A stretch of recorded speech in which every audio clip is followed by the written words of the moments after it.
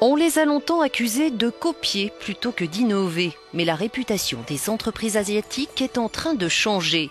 L'évolution saute aux yeux en Chine. Avec plus de 500 millions d'utilisateurs, l'empire du milieu est le premier marché mondial de l'Internet. Le pays abrite parmi les plus grandes sociétés de technologie au monde et les voilà parés à se lancer à la conquête de l'Ouest. En septembre dernier, Alibaba, le géant chinois du e-commerce, faisait une entrée fracassante à Wall Street en levant 25 milliards de dollars, faisant de son fondateur Jack Ma l'homme le plus riche de Chine. Aujourd'hui, Alibaba contrôle 80% du e-commerce chinois avec 2 sites principaux, Taobao, une sorte d'eBay qui abrite 7 millions de commerçants, et Tmall, où les grandes marques vendent directement aux clients.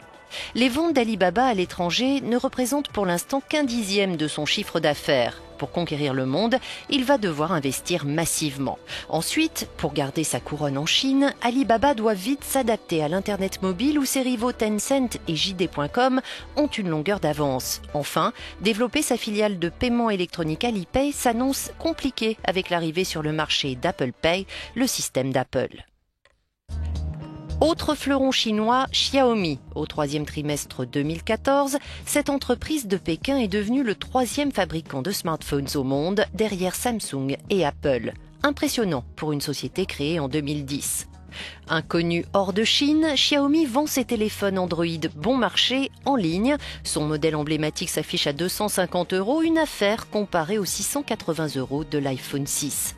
Xiaomi ne possède pas d'usine, il sous-traite la fabrication à des sociétés comme Foxconn, fournisseur d'Apple. Tout, du design au marketing, rappelle Apple. Aux États-Unis, Jun Lei, son fondateur, serait probablement poursuivi pour plagiat. Pour l'heure, l'Apple d'Orient assouvit ses ambitions à l'international sur des marchés à forte croissance, comme l'Inde. L'autre tigre chinois du secteur, c'est Huawei. Ce géant des télécoms, il pèse 40 milliards de dollars, opère dans plus de 140 pays. La firme de Shenzhen a commencé avec des téléphones bas de gamme, mais avec 150 000 salariés dans son département recherche et développement, elle a vite rattrapé le train des smartphones. Elle est au coude à coude avec Xiaomi en termes de part de marché.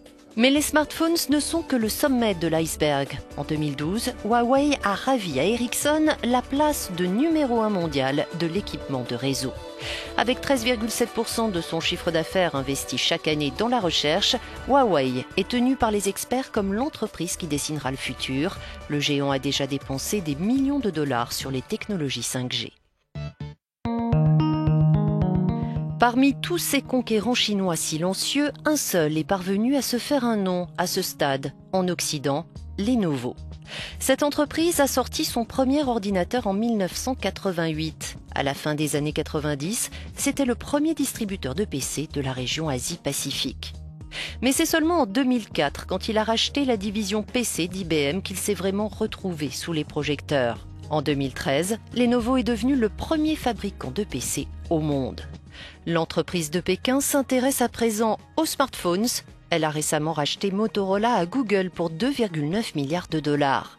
Lenovo sera-t-il capable de se hisser à la 3e place mondiale devant Xiaomi et Huawei? Quoi qu'il en soit, la bataille pour le bronze s'annonce 100% chinoise dans le secteur des smartphones.